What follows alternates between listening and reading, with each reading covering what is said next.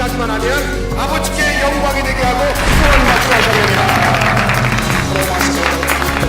우리가 죄 됐었을 때 예수 그리스도께서 우리를 죽으심으로 말미암아 하나님께서 우리에게 그 자기의 사랑을 확증하셨습니다. 하나님의 그 축복을 여러분 다 받게 되시기를 주님의 이름으로 축원합니다.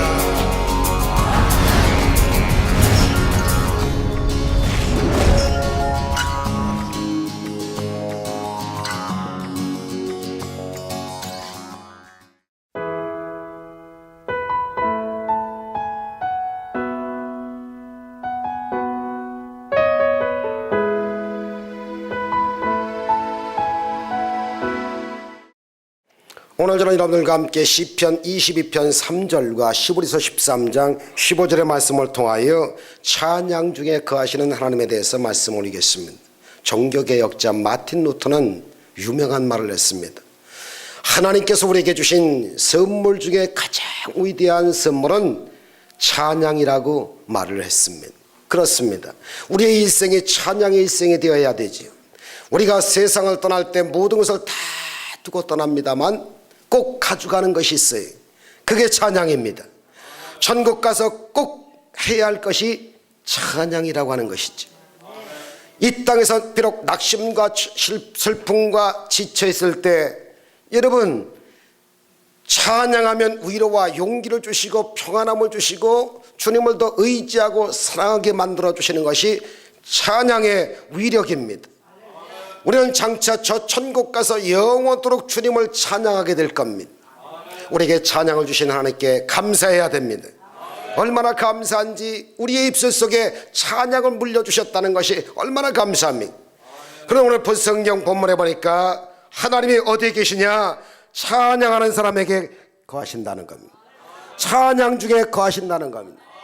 첫째, 찬송 중에 거하시는 하나님에 대해서 말씀드리고 싶은데요, 오늘 본문 시편 22편 3절에 보니까 이스라엘의 찬송 중에 거하시는 주여 주는 거룩하시나이다 그렇게 고백합니다. 이스라엘의 찬송 중에 거하시는 주여, 우리가 찬양을 드릴 때 하나님이 그렇게 영광을 받으신다는 것, 놀라운 은혜를 베풀어 주신다는 거예요. 천군 천사가 춤을 추면서 옹이하면서 하나님께 그 찬양을 받아서 다 올린다는 겁니다. 이사야 6장 3절에 보니까 서로 불러 이르되 거룩하다 거룩하다 거룩하다 만군의 야훼 하나님이여 그의 영광이 온 땅에 충만하도다. 할렐루야. 그 거룩하신 주님 앞에 천군 천사가 거룩하다 거룩하다 거룩하다 하나님을 찬양한다는 겁니다. 하나님을 찬양하기 위해서 우리 주님이 우리를 창조해 놨다는 겁니다. 이사야 43장 여러분 21절에 보니까 이 백성들은 내가 나를 위하여 지었나니 나를 찬송케 하려고 지었다는 거예요. 중국 선교의 아버지라 불리는 허드슨 테일러 선교사님이 계시지요. 신앙의 가정에서 자라나는데 17살 될 때까지 구원의 확신이 없었어요. 하루는 테일러가 멀리 친구들과 함께 방황을 하면서 다른 곳으로 떠났을 때 그 어머니가 얼마나 눈물을 흘리면서 방에 들어가서 무릎을 꿇고 이렇게 기도하기 시작합니다. 하나님, 내 아들이 만약에 구원되어서 구원의 확신이 없다고 하면 저건 당황이 될 수밖에 없지 않습니까? 만약 우리 아들이 구원되지 않으면 이 방에 들어가서 죽는 한이 있더라도 내가 안 나오겠습니다. 그 방에 들어가서 떠나지 않겠다고 하면서 문고리를 걸고 그리고 기도를 시작하는데, 아들의 구원을 위해서 기도하기 시작하는데 1시간, 2시간, 3시간 얼마나 기도했는지 몰라요. 하여간 성령님이 정말 역사하는 시간을 맞게 됐다는 겁니다. 간절히 기도하는 어느 한순간에 마음의 평안함이 이 심장 내부터 막 끓어오르기 시작하더래요. 이제 그만 기도해도 된다 음성이 들려드더래요. 여러분, 정말 기도할 때 평강이 막으달랑 하나님의 응답이구나, 거의 틀림없습니다. 만약에 기도하는데 찬송하는데 마음이 불안하고 초조하고 있으면 마귀가 아직도 역사하는구나. 계속 기도하고 찬송하면서 여러분 마귀가 떠나가면 먹장구름이 다 사라지고 평강이 임할 때까지 기도하시면 거의 사탄이가 물러가고 기도 응답이 임한다는 거죠. 그런데 바로 그때 먼 곳에 떨어져 있던 그 아들이 말이에요, 얼마나 역사하는지 보십시오. 테일러가 자그마한 책자를 받아서 읽고 있었다는 겁니다. 그래서 거기 보니까 그리스도인의 완성하신 사역이라고 하는 책이 있었는데, 그 제목의 책을 딱 받고 읽고 싶어 가지고 읽는데, 무엇을 완성한단 말인가. 그 내용을 읽어보니까 예수님께서 십자가에서 우리의 모든 죄값을 다 지불하시고 저주와 절망과 질병과 모든 고통을 다 주님께서 짊어지시고 돌아가셔서 예수를 믿는 사람마다, 십자가의 그늘 밑에 와서 부복하는 사람마다 다 예수 믿고 구원받는다고 하는 그러한 말씀이 기록되어 있더라는 거지요. 그래서 그 내용을 읽는 순간에 이걸 몰랐구나. 그러면서 무릎을 탁 치고, 주님께서 내 죄를 다 용서해 주셨구나, 주님이 나 위해서 십자가에서 몸짓고 피 흘려 주셨구나, 그래서 구원을 이루셨다고 하는 그 내용과 함께 구원의 확신이 탁 들어오면서 기쁨이 막 솟구쳐나더래요. 주님께서 다 이루셨다면 우리가 할 일이 무엇입니까? 그러면서 순간 그 마음 가운데 주님의 은혜가 임하는 것을 알았다는 겁니다. 그래서 무릎을 탁 꿇었습니다. 예수님을 영접했습니다. 주님, 내 주 구세주가 되심을 감사합니다. 이제 남은 여생 오직 주님 말을 찬양하며 살겠나이다.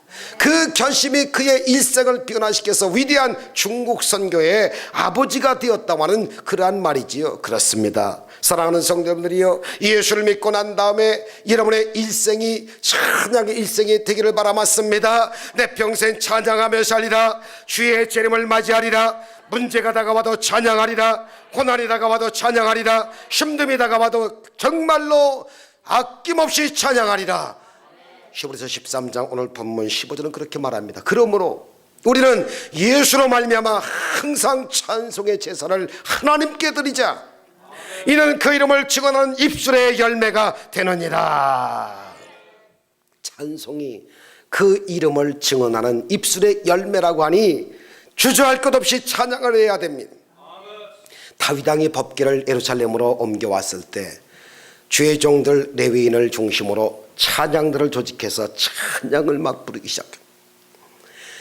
여러분, 역대상 16장 4절에도 보니까 레위 사람을 세워 야훼의 궤 앞에서 섬기며 이스라엘 하나님 야훼를 칭송하고 감사하면서 찬양하였으니, 이런 찬양을 하는데 그냥 찬양하는 게 아니라 성가들을 조직해서 감사하며 찬송을 했다고 했습니다. 그러니까 이 성가대에서는 여러분 그냥 감사하며 찬송만 올리면 되는 겁니다. 마귀가 제일 공격하는 것이 찬양대입니다. 희한하지요? 지휘자에게 공격하고 반주자에게 공격하고 찬양위원장에게, 대장에게, 파트장에게, 대원들에게 막 공격을 해가지고 찬양대를 못쓰게 만드는 거예요. 딴 데서 시험 걸리면 그냥 위로가 돼요. 근데 여지없이 성가대의 찬양대가 시험 받으면 교회를 떠나는 일들이 비일비재하게 많은 것은 이 사탄이가 알고 찬양들을 못쓰게 하기 위해서 그렇게 시험을 타반서로 거는 거기 때문에, 이 사실을 아는 성가대원들은 이걸 알고 무조건 모였다면 감사하고 찬양하고 막 기도하는 거예요. 그럴 때 귀신이 떠나가게 되고 병이 떠나가게 되고 문제가 해결된다, 그 말입니다. 역대상 16장 23절에 보니까 온 땅이여 야훼께 노래하며 그의 구원을 날마다 선포할지어다. 할렐루야. 그래서요, 찬양들을 조직해가지고 막 그냥 밀어붙이면서 기도하니까 하나님께서 여호사밧 임금에게 놀라운 은혜가 임하게 되고 기적이 임하게 되고 축복이 임하더라, 그 말인 것입니다. 성경에서 가장 긴 책인 시편은 이스라엘 백성들의 기도와 찬양뿐입니다. 이 찬양의 곡조에 있는 이 기도가 우렁차게 퍼질 때마다 하나님의 역사가 막 일어나요. 영광을 받으시고 기적이 막 일어나더라, 그 말이죠. 시편 72편 19절 20절 보니까 그 영화로운 이름을 영원히 찬송할지어다. 온 땅에 그의 영광이 충만할지어다. 아멘 아멘. 이세 아들 다윗의 기도가 끝나니라. 그러니까 다윗은 시편에 보니까 찬양한 것과 기도한 것밖에 없었어요. 영화로운 그 이름을 기쁠 때나 슬플 때나 힘들었을 때나 어려웠을 때나 우리 삶의 어떠한 상황이 우리에게 부딪혀온다 할지라도 찬양하면 모든 흑암의 세력들이, 악한 영들이 막 떠나가게 되는 거예요. 사울 임금이 원망불평하고 교만하기 짝이 없을 때 귀신 악령이 그에게 들어갔지요. 고통 가운데 있을 때 너무너무 괴로웠습니다. 그때 다윗이 와서 찬양을 부르는데 수금을 탑니다. 크로마 하프 같은 것을 타면서 막 찬양을 하는데 사울에게 임했던 악령이 퍽 하고 나가는 거예요. 이 찬송에 위대한 능력이 있는 것입니다. 여러분이 찬양할 때 악한 영이 떠나갑니다. 염려가 사라집니다. 근심이 떠나갑니다. 걱정이 떠나갑니다. 원망 불평이 있을 때 여러분이요, 사람 만나면 소용이 없는 것을 경험을 참 많이 해봅니다. 아예 그냥 모여서 삼삼오 짝을 짓고 우리 찬송합시다 하면서 뜨겁게 찬송을 하고 그리고 기도합시다. 그게 해답이더라고요. 성경에 보니까 뭐 지킬 만한 것보다 더욱 네 마음을 지켜라. 무슨 마음? 찬양의 마음. 여러분, 이 찬양할 때 세상의 모든 염려와 미워하는 마음들이 싹 사라집니다. 이걸 모르니까 날마다 마귀에게 공격을 받고 마귀의 수에 눌려가지고는 언제나 고통받습니다. 빌리그레암 전도단의 찬양 사역자였던 조지 베브리 슈어라고 하는 그 선생님이 있었습니다. 원래 뉴욕에 있는 맷라이프라고 하는 보험회사에서 일하던 분이었습니다. 그런데 노래자랑대회에 나가서 1등을 해가지고 스타가 됩니다. 많은 사람들이 그를 알아봤어요. 그런데 마음에 희한하게 평안함이 없었답니다.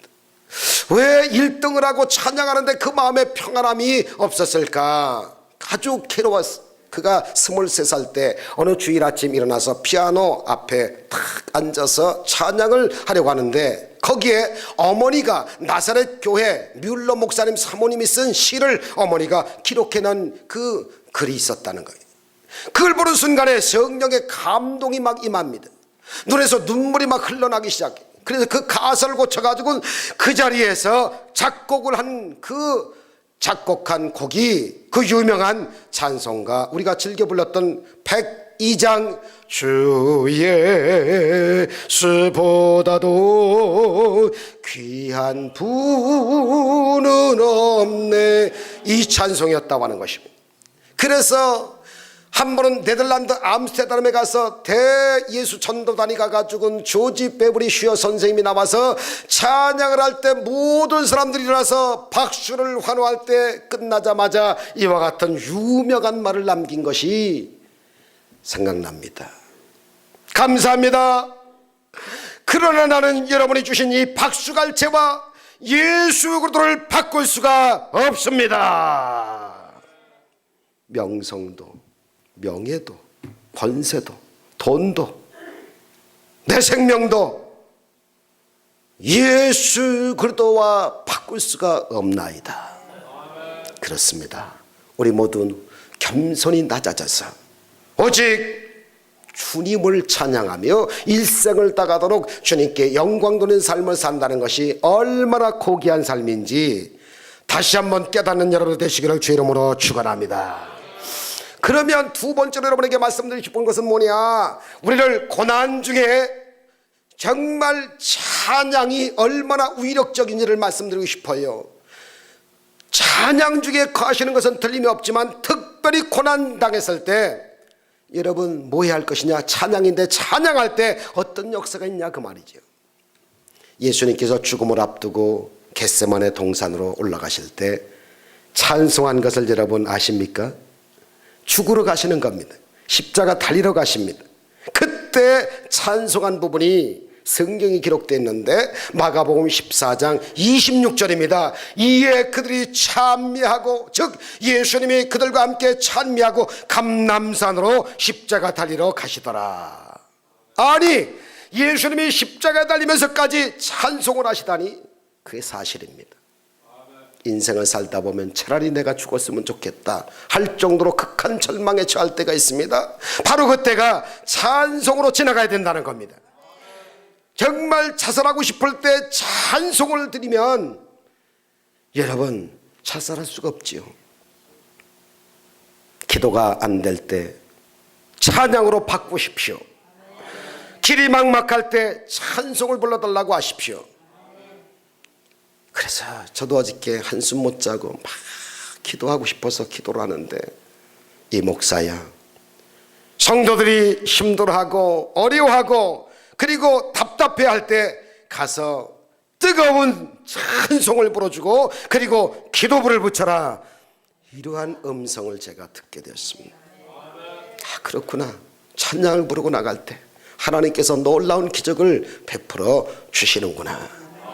바울과 실라가 제2차 선교 여행 때 빌립보에 가서 복음을 전하다가 억울하게 감옥에 이제 집어 던짐을 받았을 때 늘씬 매를 맞고 몸이 피멍이 들고 상처투기가 되어서 이 아픈 몸을 이끌고 그 밤에 그들은 원망하지 않았습니다. 미워하지 않았습니다. 정말 투덜거리지 않았습니다. 바울과 실락을 한 것은 아무것도 없고 오직 찬양밖에 없습니다. 옥중에 매인 성도나 하면서 바울과 실라가 막 찬송하기 시작했어요. 사도행전 16장 25절 보니까 한밤중에 바울과 실라가 기도하고 하나님을 찬송하며 제수들이 다 듣고 있더라. 이에 갑자기 큰 지진이 나더니만 옥토가 막 움직이고 문이 곧 다 열리며 모든 사람의 매인 것이 다 탁탁탁탁 벗어지더라. 고난 중에 찬송이 이렇게 위대한 역사가 있을 수 있나? 그들의 찬양이 얼마나 어려웠던지 그 흉악한 죄수들이 다 귀를 기울이면서 막 듣습니다. 그때 기적이 막 일어납니다. 하나님께서 그 옥토를 흔드시기 시작합니다. 옥문이 막 그냥 풀어지기 시작하더라. 그지? 우리의 절망의 감옥 벗길 원하십니까? 슬픔의 감옥 벗길 원하십니까? 고통의 감옥에서 갇혔을 때 여러분 찬양을 하기 시작하십시오. 그리고 기도하십시오. 그러면 하나님께서 그 모든 결박이 풀어지게 만들어주시고 여러분들은 영적 자유인이 될 수가 있습니다. 역대하 20장 여호사밧과 유다 백성들이 모압 연합군들이 쳐들어올 때 저들이 벌벌벌벌 사시나무 떨듯이 또 떨었지요. 그런데 하나님 앞에 엎드려 기도하니까 두려워하지 마라, 놀라지 말라, 전쟁은 내게 속한 것이다. 내가 이 전쟁을 통해서 영광을 나타내리라. 하나님께서 이미 승리를 약속을 하시고 선포하시면서 여호사밧이 너무너무 감사해가지고요, 그때 한 일이 뭐냐, 성가들을 조직하고 저들과 싸우려 나갈 때 성가들을 먼저 앞세워가지고는 찬양을 뜨겁게 먼저 부르게 만들었습니다. 역대하 20장 21절에 보니까 백성과 더불어 의논하고 노래하는 모든 자들을 택하여 거기에 거룩한 예복 성가대 가운을 입히고 군대 앞에서 행진하면서 야훼를 찬송하여 이르기를 야훼 하나님께 감사하세, 야훼 하나님께 감사하세, 인자심이 영원하신 하나님께 감사하세. 노래와 찬송이 시작될 때 야훼께서 복병을 둬가지고 유다를 치러 종횡무진 역사하시는데 온 암몬 조상과 모압과 세일산 모든 주민들을 다 치게 하심으로 말미암아서 그들이 다 패함을 받고 아침에 보니까 다 엎드러져서 저들끼리 싸우고 치고받고 싸우고 찌르고 그래가지고는 손 하나 대지 아니하고 칼 한 번 쓰지 아니하고 연합군들을 다 물리쳤다고 하는 사실입니다. 여러분에게 군대처럼 많은 이 악한 마귀와 병마와 저주와 흑암의 권세가 여러분들을 공격하고 우겨쌈받고 핍박받고 답답하게 하고 원망불평하게 만들고 찬양을 수답하게 만들고 기도를 그냥 못하게 만드는 거, 이게 다 마귀 역사거든요. 이런 거 여러분께서 이제 직감하신다고 하면 오늘부터 찬송하시기를 주 이름으로 축원합니다. 기도하기 시작하시기 바랍니다. 한국 누가의 회장이었던 샘병원 박상은 원장 박사께서 간증한 겁니다. 그가 강연할 때 한 사진을 영상으로 띄웁니다. 도대체 그 사진을 보니까 사람인지 괴물인지 알 수가 없어요. 온 얼굴이 새까만 피부함으로 포도알 같은 게 다 붙어가지고 눈과 입이 보이지가 않아요. 콧구멍도 가려가지고 보이지가 않아. 비참하고 처절한 모습을 정말 어디서 본 적이 없다 하리만큼 이건 뭐 정말 처참한 그런 상태입니다. 그런데 왜 그림을 소개했느냐, 이 박사가 간증을 하는 겁니다. 피부암으로 이제 곧 오늘 내일 이분이 생명이 아스라이 사라져가서 그 피부병 암이 그냥 온 머리부터 발끝까지 다 쉬어감하고 있습니다. 그런데 가까이 가니까 그 그 사람에게서 무슨 입도 가려져 가지고 잘 안 보이는데 흥얼흥얼대는 찬송 소리가 들려드리더라는 거예요. 글쎄 그분이 찬송을 부르더랍니다. 무슨 찬송을 부르느냐? 이제 그 찬송가 23장 만입이 내게 있으면 그 입 다 가지고 내 구주 주신 은총을 늘 찬송하겠네 하면서 목숨 걸고 찬송 소리가 나직하게 들리는데 가보니까 그런 찬송을 드리고 있더랍니다. 그 자리에서 주님을 찬양하고 그 자리를 박차고 일어나는데 하나님이 순식간에 그 마음을 치료하시고 그 다음에 육신을 치료하시는데 피부암까지 싹 치료하셔가지고 새 사람으로 새롭게 출발하게 만드시더라는 거예요. 이거는 하나님만이 하시는 거지 여러분 의학으로 됩니까? 약 가지고 됩니까? 레저 강성 가지고 됩니까? 시편 40편 2절 3절 나를 기가 막힐 웅덩이와 수렁에서 나를 끌어내시고 내 팔을 반석 위에 두사 내 걸음을 견고케 하셨도다. 새 노래 곧 우리 하나님께 올릴 찬송을 내 입술 속에 두셨으니 많은 사람이 보고 두려워하여 야훼 하나님을 의지하리로다. 인생을 살다 보면 예기치 않은 어려움들이 쉴 새 없이 다가옵니다. 그때마다 찬송하세요. 기도하세요. 모든 문제가 해결되실 것입니다. 세 번째 말씀드리고 싶은 것은 고난 중에 찬송과 또 하나 아주 정말 꼭 해야 할 것이 바로 뭐냐? 고난 중에 기도하라고 하는 것입니다. 대개요 시험 받고 문제가 되면 마귀의 역사하면 두 가지가 딱 막힙니다. 찬송을 하고 싶지가 않고 기도가 딱 끊쳐버린다는 거죠.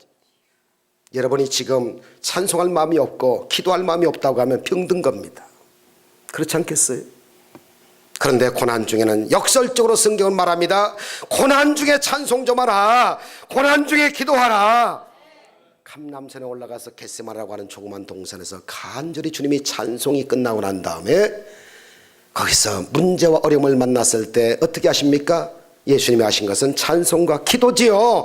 마가복음 14장 32절부터 34절에 보니까 그들이 겟세마라고 하는 곳에 이르러 예수께서 제자들과 이르시되 내가 기도할 동안에 너희는 여기 앉아서 나를 위하여 기도 좀 해다오. 70인 제자에서 뽑아서 12제자 12제자에서 뽑아서 늠름한 3제자 다소나마 기도에 응답이 있고 죽을 찰나에 십자가에 달려서 조금이나마 위로가 되고 힘이 될 것 같아서 그렇게 믿었던 제자들에게 기도 부탁을 했는데 여러분 기도는 안 하고 잠만 콜콜 자면서 코를 걸고 있습니다.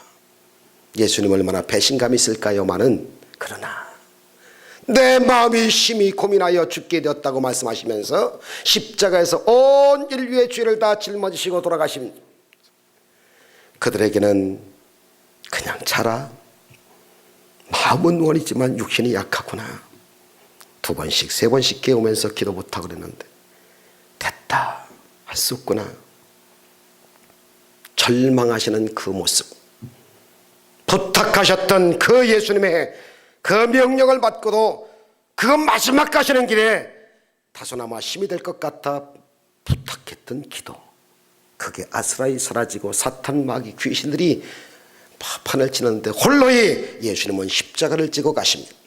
나의 하나님 나의 하나님 어찌하여 나를 버리시나이까.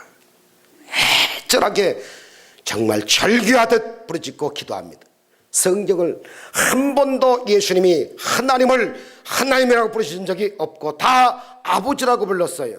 딱 한 번 십자가에서만 예수님의 모든 인류의 죄를 짊어지시고 돌아가시는 순간에 너무나도 그 모습이 흉측해서 하나님의 고개를 돌리시니까 나의 하나님 나의 하나님 엘리 엘리 라마 사막다니 단 한 번 그때만 하나님이라고 불렀습니다. 그 고통을 주님이 미리 아시고 얼마나 기도하셨는지 그 간절한 기도에 모세의 혈관이 탁탁 터져서 그 땀방울이 피방울로 바뀌면서 불구하고 기도하셨다는 것. 누가복음에 보니까 22장 44절에 예수님께서 애쓰고 힘써도 간절히 기도하시니 땀이 땅에 핏방울 되어 떨어지더라고 그렇게 말씀합니다. 히브리서에서는 통곡과 눈물로 기도를 드렸다고 말씀하십니다. 히브리서 5장 7절을 보니까 그런 육체에 계실 때 자기를 죽음에서 능히 구원하실 이에게 심히 통곡과 눈물로 간구와 소원을 올렸고 그의 경건하심으로 말미암아 들으심을 얻었느니라.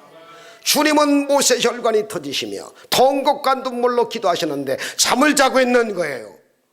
한심하기 짝이 없습니다. 그러면서 너희가 시험받지 않기 위하여 단 한시도 깨어있을 수가 없더냐. 여기 한시는 1hour를 말합니다.